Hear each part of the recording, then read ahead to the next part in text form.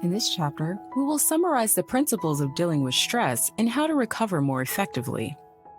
But first off, why would you want to control your stress levels at all? Let's first make a clear distinction here between stress and distress.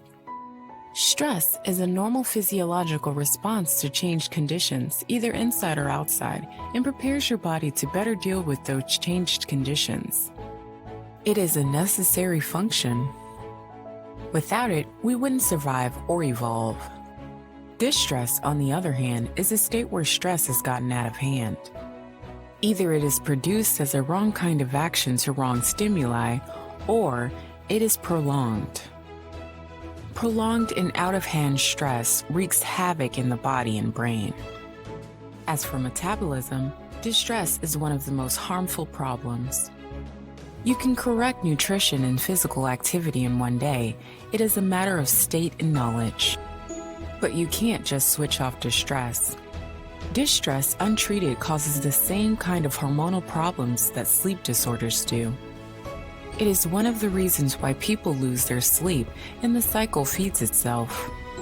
Distress causes increased hunger or emotional eating, decreased motivation, inflammation in insulin and willpower, resistance, fat storing as visceral fat, slowed cognitive function, decreased memory and learning, mood disorders, and all kinds of unwanted things that so often lead to a downward spiral.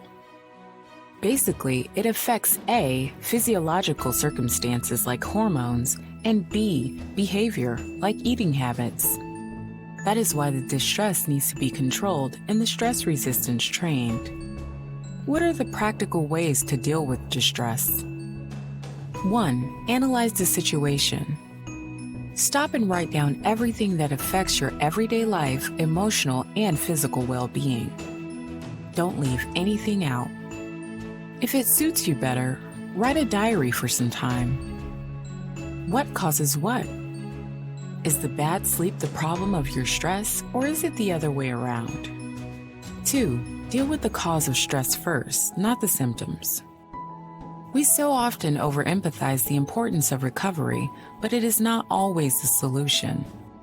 Sometimes there is a problem that can and needs to be dealt with, but for some reason, we avoid it or move it to an unclear future. It might be difficult to face some things or think that someday we will be better prepared. Nope, this never works. Not for bad relationships, smoking, work, or money problems. They grow like cancer untamed. The earlier you face it, the sooner you'll start the recovery. Start with the first step and you'll be fine. 3. Ditch the things that drain your energy, like smoking, alcohol, toxic people, and staying up late. You'd be amazed at how much better your energy levels will be. There is no such thing as too much stress. There is only too little recovery, says Dr. Nick Hall. This is quite true. There is no amount of stress you couldn't handle if you had enough time and methods to recover. The stress and recovery must be in balance. You don't want either one too much. Too little stress and too much recovery means you aren't evolving as a person and using your potential. Let's go over how you can do that. A. Leave everything secondary. Focus your energy and time. Prioritize. This is one of the essential skills to learn for anybody, but a difficult one. What are the vital things in your life right now? Focus on those. Everything else must take the back seat. And recovery time is one of the priorities, at least from now on. B. Time. Learn to manage it wisely. We are such poor time managers in this society. We are torn to 100 different places and actions at once. You're probably going through your Facebook feed or email box right now. Don't let all your everyday mundane things manage you. You have to plan your time. One way is to block your time. Take 30-minute blocks for everything you do and plan. The other suitable method is pacing. If you have bigger things to take care of, don't try to do them at once or wait for a good opportunity. Do them in small chunks, for example, 15 minutes, or 1 hour every day for a longer period. One other method is to never overlap things, but only do them in succession. Obviously, this doesn't apply to everything. Basically, it is anti-multitasking. Only start the next thing when you have finished the previous one. One thing that unites them all: learn to be proactive, not reactive. It is a skill like every other and needs time to master. C. Find your Zen channel. Find the thing that restores your energy. We're not talking about relaxing, watching television, or drinking a couple beers with your buddies at a local pub. Those things are fine, but they won't necessarily restore your energy. This might be reading, spending quality time with a loved one, a hobby like gardening or volunteering, listening to music or an audiobook, walking in nature, etc. D. Learn relaxing techniques. The first and maybe the best is breathing exercise. Just relax, concentrate on your breathing, and slow it down. Every breath from beginning to end should take 10 to 12 seconds. Do this every day for a couple of minutes and then add on to it. It has been proven to add remarkable effects on one's nervous system and stress levels. Other useful techniques are meditation, mindfulness, yoga, etc. E. Deal with scars from your past. We all have them.